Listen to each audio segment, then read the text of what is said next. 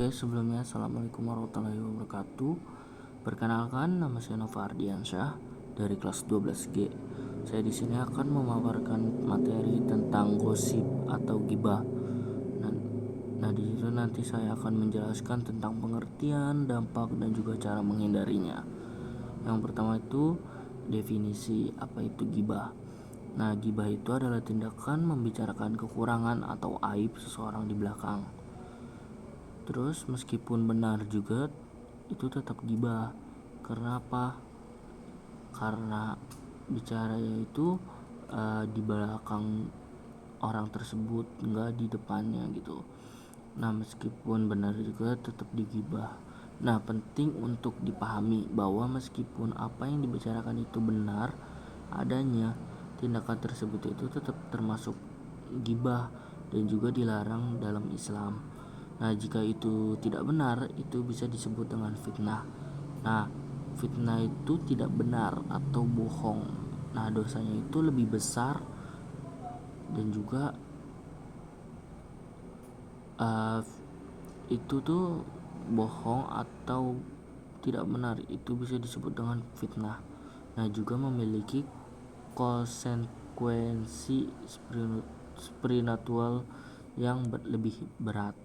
Nah, ciri-ciri gosip itu atau gibah yang pertama itu dibicarakan tanpa kehadiran orang tersebut. Intinya tuh dari gibah adalah membicarakan seseorang saat dia tuh tidak ada untuk membela atau kita membicarakannya di belakangnya. Terus ada mengungkapkan aib atau kekurangan. Nah, pembicaraan itu berfokus pada hal-hal gaib, pada hal-hal negatif, Terus juga pribadi ataupun aib yang seharusnya tuh ditutupin. Terus juga ada tidak membawa manfaat. Terus tujuan dari pembicaraan itu seringkali hanya untuk kesenangan sesaat tanpa adanya tujuan konstruktif dan juga nasihat yang benar. Terus ada menimbulkan penilaian negatif. Hasil dari gosip itu bisa tercipta citra buruk atau prasangka negatif terhadap orang yang dibicarakan.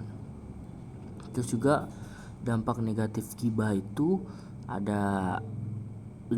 Yang pertama, menyakiti perasaan orang lain.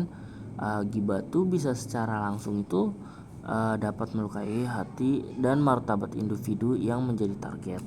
Terus merusak nama baik juga. Terus bisa mencoreng reputasi seseorang, bahkan itu jika tidak benar. Terus juga memicu permusuhan. Nah, gosip ini seringkali menjadi pemicu utama perselisihan, terus kebencian dan permusuhan antar individu ataupun kelompok. Terus ada menghilangkan pahala amal. Nah, dalam pandangan Islam itu gibah dapat mengikis pahala amal kebaikan seseorang, mentransfernya kepada orang yang digunjingnya. Terus juga bisa merusak persaudaraan atau tali silaturahmi. Nah, ikatan persaudaraan atau kepercayaan antar sesama muslim itu dapat dihancurkan akibat kebiasaan gibah. Terus ada juga di sini cara menyikapi gibah. Yang pertama tuh tidak langsung percaya. Jadi kita tidak boleh menerima mentah-mentah informasi negatif tentang orang lain tanpa konfirmasi yang valid. Yaitu kita harus mencari, kita harus observasi apakah ini benar valid atau fakta gitu atau enggak. Nah, terus juga menghentikan pembicaraan ketika seseorang yang ingin gibah di antara kita gitu. Nah, juga mengalihkan ke topik yang positif. Kayak ketika orang ada yang ingin mengajak gibah, kita alihkan topik itu tersebut ke hal-hal positif. Terus juga mengingat dengan cara yang baik. Nah, mengingat itu kita itu memberikan nasihat ke pelaku gibah dengan cara yang hikmah dan juga penuh dengan kelembutan ya. Terus juga ada cara menghindari diri dari gosip. Yang pertama, fokus pada kekurangan diri. Kedua, berkumpul dengan lingkungan positif. Terus berpikir sebelum bicara dan juga menjaga lisan, serta mengingat dosa akibat dari dosa tersebut. Nah, kita akan jelaskan. Yang pertama, fokus pada kekurangan diri sendiri, yaitu sibukkan diri dengan perbaiki aib dan juga kekurangan pribadi. Terus kalau berkumpul lingkungan yang positif itu yaitu dengan pilih teman atau komunitas yang membawa dampak baik dan juga dapat menjauhi ghibah. Terus berpikir sebelum bicara. Pertama tuh membiasakan untuk memfilter perkataan sebelum keluar dari mulut. Terus menjaga lisan.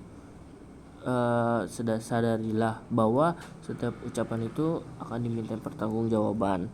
Terus juga mengingat akibat dosa, yaitu memahami konsekuensi spiritual dan juga duniawi dari ghibah. Di sini juga akan membahas dalil dari larangan ghibah. Yang pertama ada di Quran surat Al-Hujurat ayat 12 yang di sini berkata, "Janganlah kamu mengunjing satu sama lain. Apakah di antara kamu ada yang suka? Apakah ada di antara kamu yang suka memakan daging saudara yang sudah mati?" Terus juga ada di hadis Nabi SAW, yaitu ghibah adalah engkau menyebut tentang saudaramu sesuatu yang ia benci. Dalam Al-Quran dan hadis Nabi SAW ini menegaskan larangan keras terhadap ghibah, bahkan menyamakan dengan memakan daging saudara sendiri yang telah meninggal. Sebuah perumpamaan ini sangatlah menjijikan untuk menunjukkan betapa besar dosa ghibah. Nah, di sini juga ada hikmah menghindari gosip. Yang pertama itu hati lebih tenang, terhindar dari kecemasan dan juga kegelisahan akibat memendam prasangka atau menyebar keburukan orang lain. Terus hubungan sosial terjaga, terus membangun kepercayaan dan keharmonisan dalam interaksi dengan sesama, baik keluarga, teman maupun komunitas. Terus juga dapat mendapat pahala karena setiap ucapan yang upaya menjaga lisan dan juga menjauhi ghibah itu akan dicatat sebagai amal kebaikan di sisi Allah SWT. Terus pribadi yang berakhlak mulia, membentuk karakter yang lebih baik, fokus kepada kebaikan dan juga menjadi teladan bagi orang di sekitar. Nah, ini adalah doa agar terhindar dari gosip, yaitu Bismillahirrahmanirrahim. Allahumma ihfazna lisanana min al-ghibah wa naminamah. Ya Allah, jagalah lisan kami dari ghibah dan juga adu domba. Doa ini adalah memohon tulus kepada Allah Subhanahu wa taala agar diberikan kekuatan dan petunjuk untuk selalu menjaga lisan dari segala perbuatan perkataan yang tidak bermanfaat, terutama ghibah dan namimah atau adu domba. Nah, kesimpulannya itu yaitu jaga lisanmu. Karena ghibah itu dilarang dalam Islam. Nah, asal muala ghibah itu pasti dari lisan orang yang tidak bisa dijaga.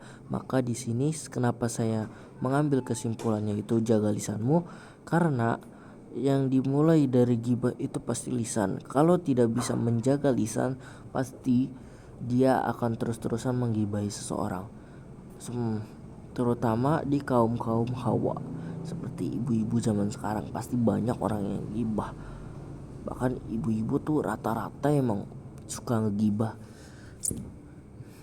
Nah, semoga aja kita sudah ketika kita selesai dari menonton video saya menjelaskan tentang bahaya gibah akibat dari ghibah, semoga kita dijauhkan dari perbuatan tersebut dan juga mendapatkan teman-teman yang berpikiran positif dan juga mempunyai manfaat.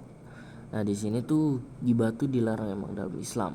Nah, larangan ini sangat tegas karena memiliki landasan kuat dari Al-Quran dan Sunnah Nabi. Nah, dampaknya itu sangat merugikan juga dapat bagi individu, masyarakat maupun pahala amal kebaikan kita.